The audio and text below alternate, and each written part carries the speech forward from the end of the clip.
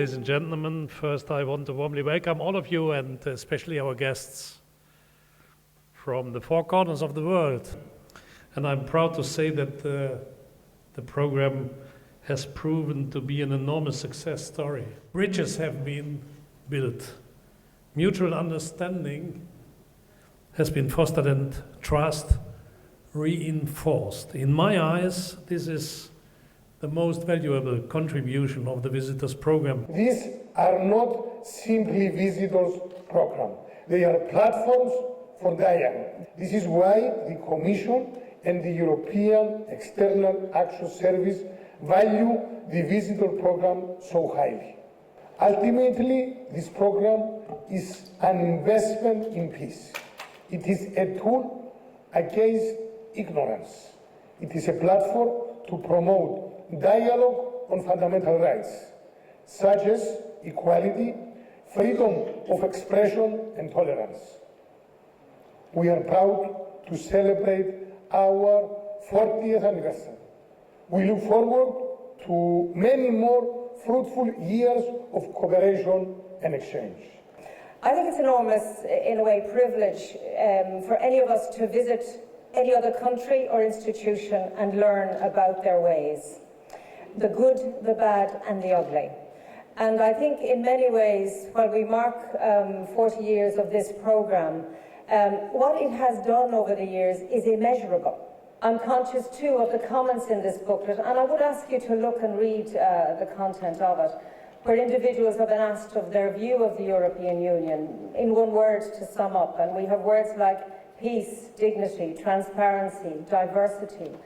These are words that are very, very important for humanity. Well, I think it's very important to go on with this program because it's also an occasion, a unique occasion for other people from other continents to see what Europe is about. What was fabulous about this week with the policy advisors to the EU Commission was the genuine listening and desire to have the paper, the treaties, take life in a positive way.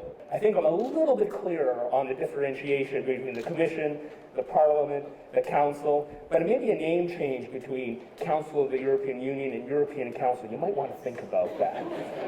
Europe was a dream, and it became reality because people were ready to dream ahead of the realities. Please don't be realistic. The slogan which the EU carries, united in diversity, is the same as India, like the unity in diversity. A gathering of many cultures, religions, castes, and many people speaking many different languages. And I believe that that is the true spirit of a nation to go ahead.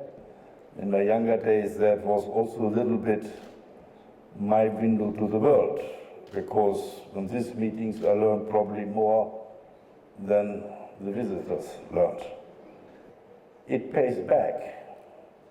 When you travel abroad, you meet these people again, in better positions, good positions, and it opened doors. This was a plan of innovation and future. And here in the European Parliament, through the European Visitors Programme, I've had the pleasure of learning from all of those visitors that stop by.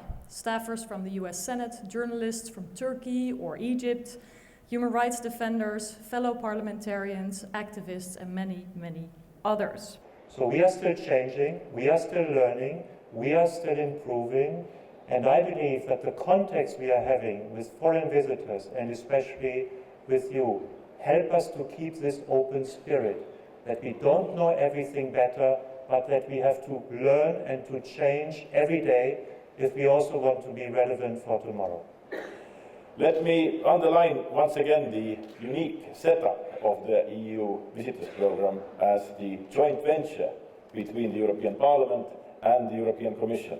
Listening here today, the testimonies of the participants, I was very moved and very touched.